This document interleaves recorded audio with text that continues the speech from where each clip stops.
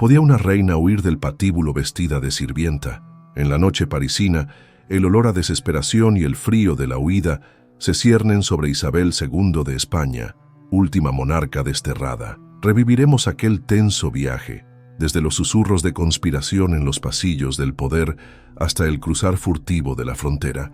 Sentiremos el peso de la corona en una maleta improvisada. Escucharemos el eco de sus pasos apresurados en el empedrado nocturno y veremos el reflejo de un imperio desmoronándose en sus ojos. Este es el relato de una reina que, despojada de sus galas, luchó por su supervivencia, tejiendo una historia de valentía y estrategia en las sombras de la historia. ¿Qué sucede cuando el peso de una corona se vuelve insoportable? Cuando los salones dorados del poder se transforman en una celda de la que solo se puede escapar en la oscuridad de la noche. La historia nos ha legado innumerables relatos de monarcas, de sus triunfos, sus tragedias y sus intrigas palaciegas, pero hay una historia que a menudo se desvanece en los márgenes, una historia de supervivencia pura, de la audacia que nace de la desesperación. Hablamos de Isabel II de España, una reina que no solo tuvo que lidiar con las complejidades de gobernar un imperio, sino que también se enfrentó a la amenaza más primal, la pérdida de su libertad, su dignidad y posiblemente su vida. Imaginen por un momento la escena. París, una noche de septiembre de 1868. La ciudad, conocida por su luz y su arte, se envuelve ahora en sombras y en el murmullo de una revolución inminente. No es la opulencia de Versalles ni el esplendor de la corte española lo que define esta noche, sino el frío penetrante de la huida, el olor acre del miedo y la urgencia de desaparecer.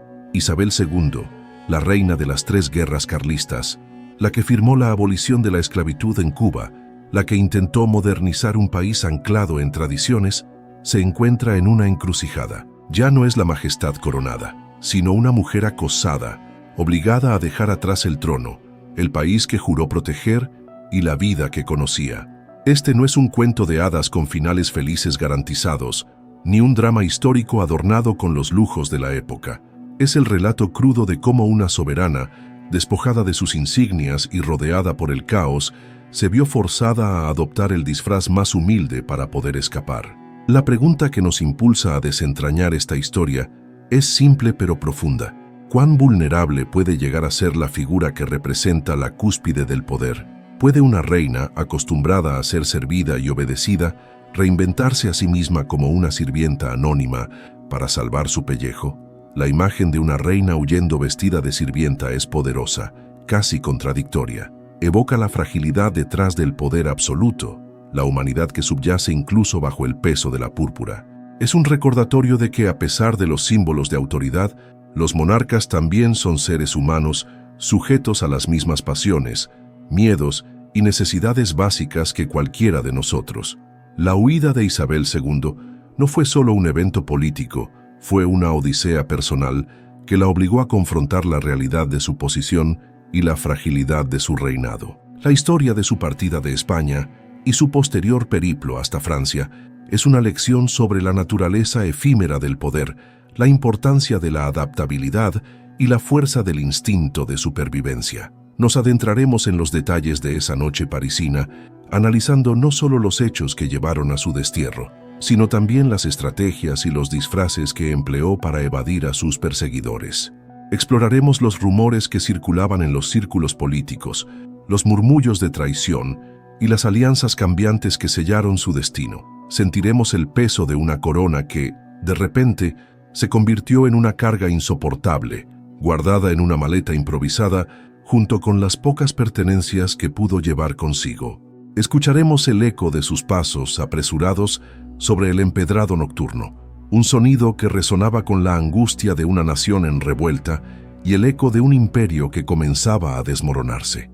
La figura de Isabel II, a menudo retratada en la historia desde la perspectiva de sus decisiones políticas o sus controversias personales, adquiere una nueva dimensión cuando la observamos en este momento de vulnerabilidad extrema. Es la historia de un imperio desmoronándose, sí, pero también es la historia de una mujer luchando por su supervivencia, tejiendo una intrincada red de valentía y estrategia en las sombras de la historia.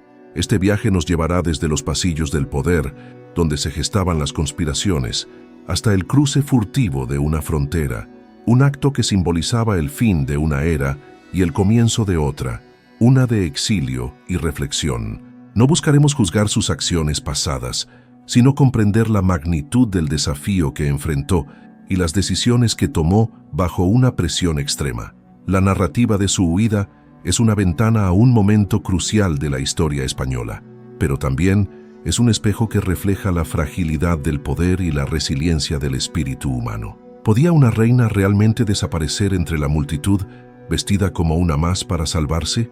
La respuesta se encuentra en los detalles de su audaz escape, una historia que merece ser contada con la intensidad y el respeto que merece una vida marcada por el destino y la historia. La noche parisina del 1868 no fue solo el escenario de una fuga, sino el telón de fondo de una metamorfosis, el momento en que Isabel II se despojó de su identidad real para abrazar la de una fugitiva, demostrando que, incluso en la adversidad más extrema, la voluntad de sobrevivir puede ser el arma más poderosa. La noche del 28 de septiembre de 1868 en Madrid fue el preludio de una metamorfosis forzada. Mientras las calles resonaban con los ecos de la Revolución Gloriosa, Isabel II se encontraba en el Palacio Real, no ya como la soberana indiscutible, sino como una figura asediada, su autoridad erosionada por la insurrección militar y el descontento popular. La decisión de abandonar el país no fue espontánea, fue el resultado de una rápida degradación de su posición, una consecuencia directa de la inestabilidad política y la creciente oposición a su reinado, marcada por la influencia de políticos como Narváez y posteriormente la sucesión de gobiernos inestables. Las noticias de la sublevación en Cádiz se propagaron como la pólvora y pronto los generales Prim, Serrano y Topete se alzaron contra el gobierno, exigiendo cambios profundos en la estructura política de España.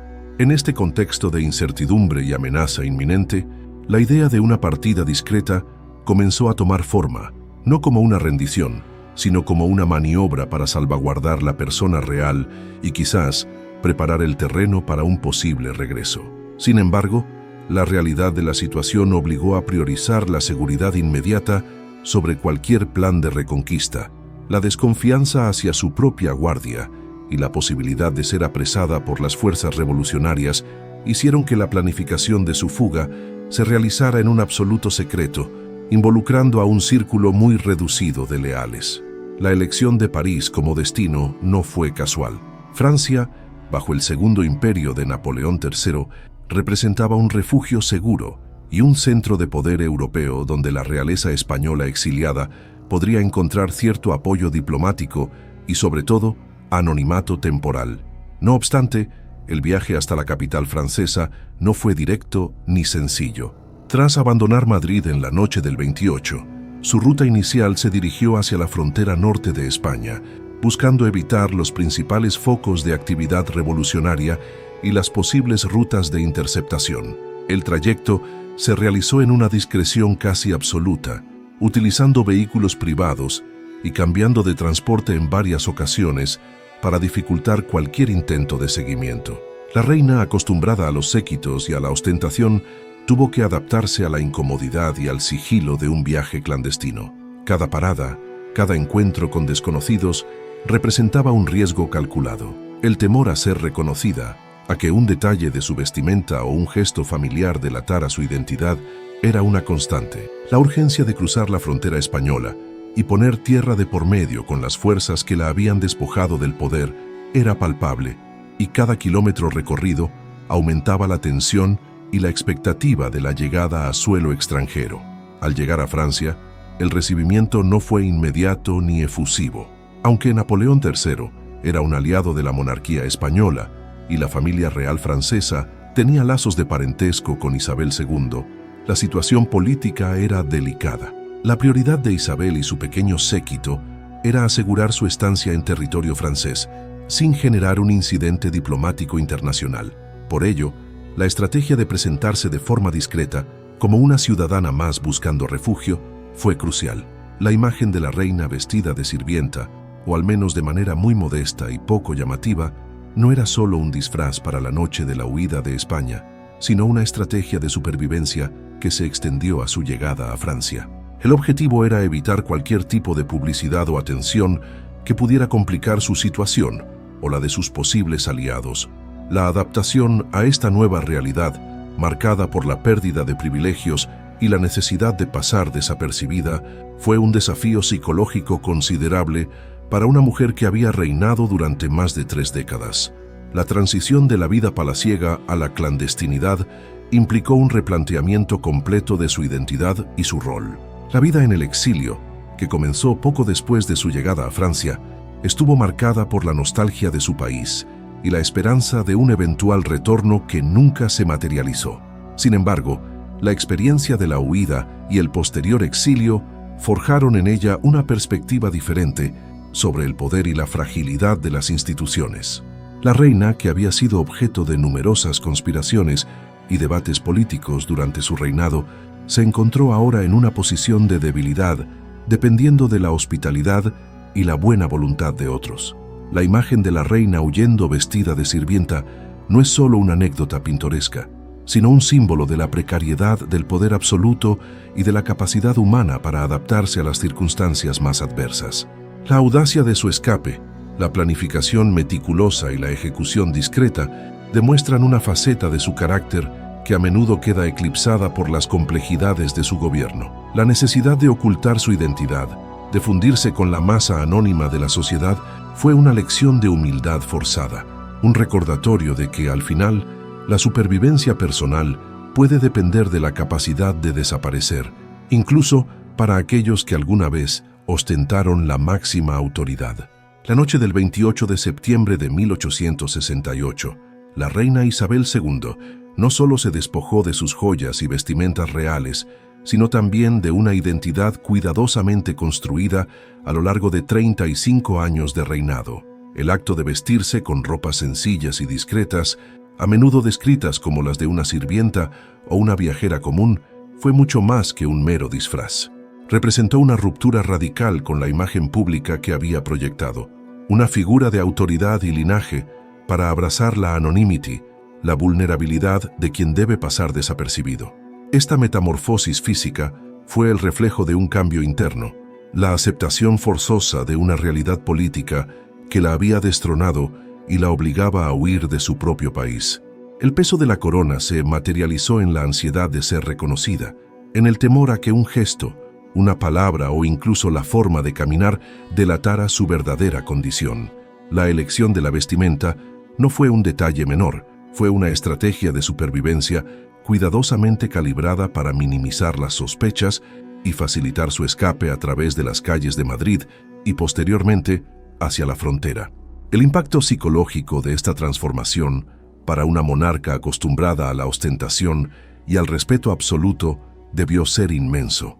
Imaginen la transición de ser la figura central de un país, el epítome de la nación, a convertirse en una sombra anónima, una más entre la multitud que podía ser ignorada, o peor aún, reconocida y apresada. Esta experiencia forzó a Isabel II a confrontar su propia humanidad, despojada de los símbolos de poder que la habían definido.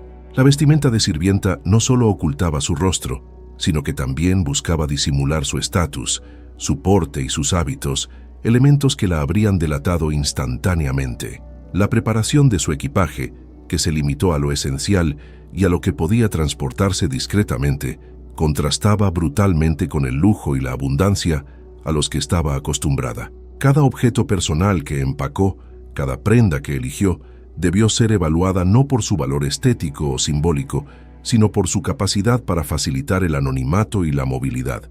Esta es la esencia de la supervivencia, la capacidad de adaptarse, de priorizar la necesidad más inmediata sobre el confort o la costumbre. El viaje en sí mismo fue una obra maestra de discreción y logística improvisada. La reina, acompañada por su dama de compañía, María de la Encia, y algunos leales servidores, se movió rápidamente para evitar ser interceptada por las tropas revolucionarias. Los detalles de su partida son escasos, pero se sabe que utilizaron carruajes privados y se vieron obligados a realizar varios cambios de vehículo para despistar a posibles perseguidores. La ruta elegida hacia el norte de España y luego hacia Francia fue estratégicamente planificada para eludir los centros de poder y las rutas de comunicación más vigiladas. Cada kilómetro recorrido era una apuesta contra el tiempo y contra la efectividad de las fuerzas que la perseguían. La sensación de urgencia debió ser constante, una corriente subterránea de adrenalina que la impulsaba a seguir adelante, a pesar del cansancio y la incertidumbre. La propia naturaleza del viaje, realizado en la oscuridad y con la constante amenaza de ser descubierta, subraya la gravedad de la situación y la desesperación que la impulsaba a tomar medidas tan drásticas. Además, la huida de Isabel II no fue solo un acto de autopreservación, también tuvo implicaciones políticas significativas. Su partida de España, aunque precipitada, permitió a los líderes revolucionarios consolidar su poder sin la presencia de la monarca, cuya figura aún podía representar un punto de unión para los partidarios de la monarquía. El silencio y la discreción que rodearon su salida fueron fundamentales para evitar una escalada de violencia o una intervención extranjera que pudiera complicar aún más la ya volátil situación política española. El hecho de que se presentara ante las autoridades francesas con una apariencia modesta, casi como una refugiada, buscaba proyectar una imagen de debilidad y desamparo que, irónicamente, podría haber influido en la benevolencia de su acogida. Esta estrategia de presentación en el exilio, de minimizar su impacto público, era una continuación de la táctica de la vestimenta de sirvienta, una forma de navegar las aguas políticas internacionales con el menor ruido posible. La experiencia de la reina Isabel II en su huida y posterior exilio es un testimonio conmovedor de la resiliencia humana ante la adversidad. Nos recuerda que incluso en las posiciones de mayor poder, la fragilidad y la vulnerabilidad son inherentes a la condición humana. La imagen de una reina despojándose de sus galas para fundirse en la noche, buscando la seguridad en el anonimato de una sirvienta, es una poderosa metáfora de la universal lucha por la supervivencia. Esta transformación, aunque impuesta por las circunstancias, revela una faceta de su carácter marcada por la determinación y la astucia. La historia de su escape es, en última instancia, una lección sobre la adaptabilidad, la importancia de la discreción y la fuerza del instinto de preservación que puede surgir incluso en los momentos más oscuros y desafiantes de la vida. La reina, al cruzar la frontera, no solo dejaba atrás un trono, sino que también emprendía un viaje interior, uno que la obligaría a redefinir su propia identidad más allá de los símbolos de la realeza. La huida de Isabel II de España y su posterior llegada a Francia no fue simplemente un episodio de evasión personal, sino un detonante de complejas negociaciones diplomáticas y un examen de las alianzas internacionales de la época. Una vez en territorio francés, la reina exiliada se encontró bajo la protección de Napoleón III, quien, si bien ofrecía refugio, también tenía sus propios intereses estratégicos en la península ibérica.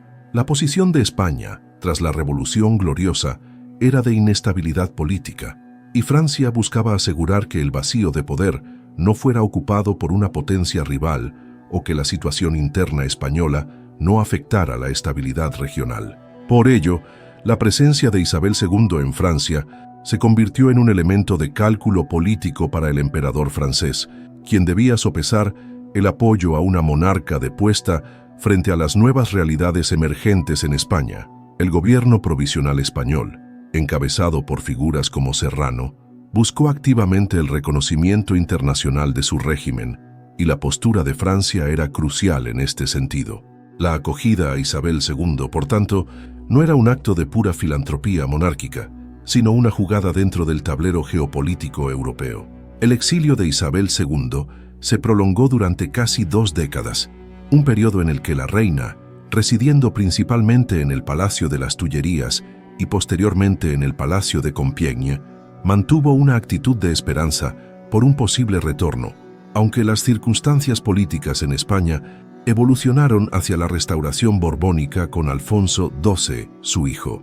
Durante su estancia en Francia, Isabel II no se mantuvo al margen de los asuntos españoles. De hecho, continuó ejerciendo una influencia indirecta, manteniendo contactos con políticos y militares españoles que aún la apoyaban. Su correspondencia y sus reuniones secretas eran un reflejo de su persistente deseo de influir en el futuro de España, incluso desde la distancia. La vida en el exilio, si bien despojada de las responsabilidades del trono, estuvo lejos de ser pasiva. Se dedicó a la educación de sus hijos, a la gestión de su patrimonio personal y sobre todo a seguir de cerca los acontecimientos en su país natal, analizando cada movimiento político con la agudeza de quien ha vivido la experiencia directa del poder. La figura de Isabel II en el exilio francés también se convirtió en un símbolo de la compleja relación entre la monarquía y los movimientos liberales y democráticos que sacudieron Europa en el siglo XIX. Mientras que en España, la Revolución Gloriosa representó un avance hacia un sistema monárquico más constitucional y, eventualmente, la proclamación de la Primera República, la presencia de una reina depuesta en el corazón de Europa recordaba la fragilidad de los regímenes y la constante lucha por el poder. La forma en que Francia, una república durante gran parte de su historia, acogió a una monarca exiliada, ilustra la fluidez de las alianzas políticas y la importancia de la tradición monárquica en la estructura social y política europea de la época. Este hecho pone de manifiesto cómo, a pesar de los cambios de régimen, los lazos de sangre y las alianzas dinásticas seguían desempeñando un papel significativo en las relaciones internacionales, a menudo por encima de las diferencias ideológicas.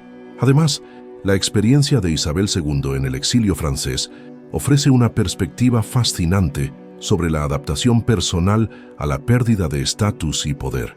Despojada de su corona, la reina tuvo que reconfigurar su identidad, pasando de ser un símbolo del Estado a ser una figura privada, aunque de relevancia histórica. La forma en que gestionó esta transición, manteniendo una cierta dignidad y un interés activo en los asuntos de su país, revela una notable fortaleza de carácter. Su vida en Francia, lejos de ser un retiro silencioso, fue un periodo de observación, reflexión y, en cierta medida, de influencia continua, aunque desde la periferia del poder. Ahora, piensen en cómo esta capacidad de adaptación, de reinventarse ante la adversidad, se manifiesta en nuestras propias vidas. Cuando nos enfrentamos a cambios drásticos, como una pérdida de empleo, una mudanza inesperada o un cambio de rol en una relación, la necesidad de redefinirnos, de encontrar nuevas fortaleces y propósitos, es fundamental. La reina, al tener que operar desde la discreción y la ausencia de autoridad pública, demostró una habilidad para navegar el mundo sin las herramientas habituales de su posición, una lección de resiliencia aplicable a cualquier individuo que se enfrente a la reconfiguración de su propia realidad. La narrativa de su vida en el exilio también arroja luz sobre las redes de apoyo y las lealtades que trascienden las estructuras formales de poder. Los fieles servidores y amigos que la acompañaron en su periplo y en su estancia en Francia fueron un testimonio del afecto y la lealtad personal que Isabel II inspiraba. Estas relaciones, construidas sobre la base de la confianza y el afecto mutuo, se volvieron aún más cruciales en la ausencia de las estructuras de apoyo que proporcionaba la corona. La forma en que estas personas continuaron brindándole apoyo, tanto emocional como práctico, demuestra la importancia de las conexiones humanas genuinas, especialmente en momentos de crisis. Es un recordatorio de que, incluso cuando las instituciones fallan o el poder se desvanece, las redes de apoyo personal pueden ofrecer un ancla vital, proporcionando consuelo, asistencia y un sentido de pertenencia en medio de la incertidumbre. La reina, rodeada de un círculo íntimo de leales, encontró en ellos un refugio emocional y un apoyo constante que le permitió sobrellevar los rigores del exilio, una lección invaluable sobre la fuerza de la conexión humana. Finalmente, la permanencia de Isabel II en Francia, si bien marcada por la ausencia de su patria, también se caracterizó por una cierta integración en la sociedad francesa, aunque siempre manteniendo la distancia propia de su condición. Participó en eventos sociales, mantuvo su fe católica y continuó siendo una figura de interés para la prensa y el público europeo. La forma en que la realeza europea se movía y se relacionaba entre sí, a pesar de las distintas nacionalidades y sistemas políticos, era un fenómeno propio de la época, y Isabel II, como parte de este círculo, continuó desempeñando un rol, aunque modificado, dentro de este entramado social. Su vida en el exilio, por lo tanto, no fue un mero paréntesis, sino una continuación de su existencia, adaptada a nuevas circunstancias y enriquecida por nuevas experiencias, que la llevaron a comprender el mundo desde una perspectiva diferente, más allá de los confines del trono español. Al contemplar el tapiz de esta narrativa, se torna palpable cómo las hebras de la historia, la estrategia y la resiliencia personal se entrelazan de manera inextricable. Hemos transitado por senderos que revelan la fragilidad inherente al poder, incluso el más absoluto, y la sorprendente capacidad del individuo para reinventarse ante la adversidad más extrema. La imagen de una figura de autoridad despojándose de sus atributos para fundirse en la noche no es solo una anécdota, sino un poderoso símbolo de la adaptabilidad que caracteriza la condición humana. La necesidad de operar desde la discreción, de navegar por aguas desconocidas, sin el ancla de la identidad pública, nos habla de una fuerza interior que trasciende las convenciones y los símbolos externos. Reflexionando sobre este viaje hasta el momento, observamos cómo las decisiones tomadas bajo la presión de circunstancias extraordinarias forjan un carácter que, a menudo, permanece oculto tras los velos de la historia oficial. La audacia que nace de la desesperación, la astucia que guía los pasos en la oscuridad, son elementos que, al ser examinados en su contexto, revelan la profundidad de la lucha por la supervivencia. Es como si, al despojarse de la armadura de la realeza, se descubriera un núcleo de determinación inquebrantable, una voluntad férrea que se manifiesta precisamente cuando las estructuras de apoyo se desmoronan. La manera en que el individuo se adapta a la pérdida de estatus, encontrando nuevas formas de existir y de influir, es un testimonio de esa capacidad innata para la resiliencia, una cualidad que resuena a través de las épocas y las culturas. En esta coyuntura, el panorama se aclara al comprender cómo las acciones individuales, incluso aquellas impulsadas por la necesidad más elemental, pueden reverberar a través del entramado de las relaciones internacionales y las dinámicas de poder. La discreción estratégica adoptada en momentos de crisis no solo salvaguarda a la persona, sino que también moldea la percepción y las negociaciones subsiguientes. Hemos visto cómo la ausencia de autoridad pública puede, paradójicamente, otorgar una forma diferente de influencia, una que opera en las sombras y se nutre de la sutileza. La forma en que las lealtades personales se revelan como un pilar fundamental en la ausencia de estructuras formales de poder subraya la importancia de las conexiones humanas genuinas, un recordatorio de que, incluso en los momentos más inciertos, el apoyo mutuo puede ser un faro de esperanza. A medida que pivotamos hacia la reflexión final, es evidente que las experiencias vividas en la clandestinidad y el exilio no solo transforman al individuo, sino que también ofrecen lecciones universales sobre la naturaleza del poder, la identidad y la perseverancia. La convergencia de estos hilos narrativos nos prepara para una comprensión más profunda de cómo las circunstancias extremas pueden revelar las verdades más fundamentales sobre el espíritu humano y su incansable búsqueda de significado y supervivencia. Es un momento de síntesis conceptual, donde las diversas facetas de esta historia se unen para formar una imagen más completa y resonante, anticipando la apreciación de las implicaciones más amplias de este viaje histórico y personal. La historia de Isabel II, en su huida nocturna vestida de sirvienta, trasciende la mera crónica de un destronamiento. Se erige como un poderoso recordatorio de la fragilidad de las estructuras que erigimos para definirnos, tanto a nivel individual como colectivo. Al despojarse de los símbolos que conferían su autoridad, la reina se vio obligada a confrontar la esencia de su propia existencia, reducida a su ser más fundamental, una persona en busca de seguridad. Este acto de despojamiento voluntario, aunque forzado por las circunstancias, es una metáfora de cómo, en los momentos de mayor crisis, la autenticidad emerge de las cenizas de la pretensión. La corona, con todo su peso simbólico y material, se convierte en una carga insostenible cuando la supervivencia misma está en juego. La estrategia de la humildad, de la invisibilidad, se revela no como una renuncia, sino como el despliegue de una inteligencia adaptativa, una forma de poder que opera en la ausencia de ostentación. El eco de sus pasos apresurados en el empedrado parisino no es solo el sonido de una huida, sino el compás de una transformación. En ese anonimato impuesto, Isabel II no solo buscaba escapar de sus perseguidores, sino también de las expectativas y las limitaciones inherentes a su rol de monarca. La verdadera práctica de la supervivencia, de la resiliencia, comienza cuando uno se despoja de las máscaras que la sociedad o la historia nos han impuesto. La reina, al abrazar la identidad de una sirvienta, no estaba fingiendo.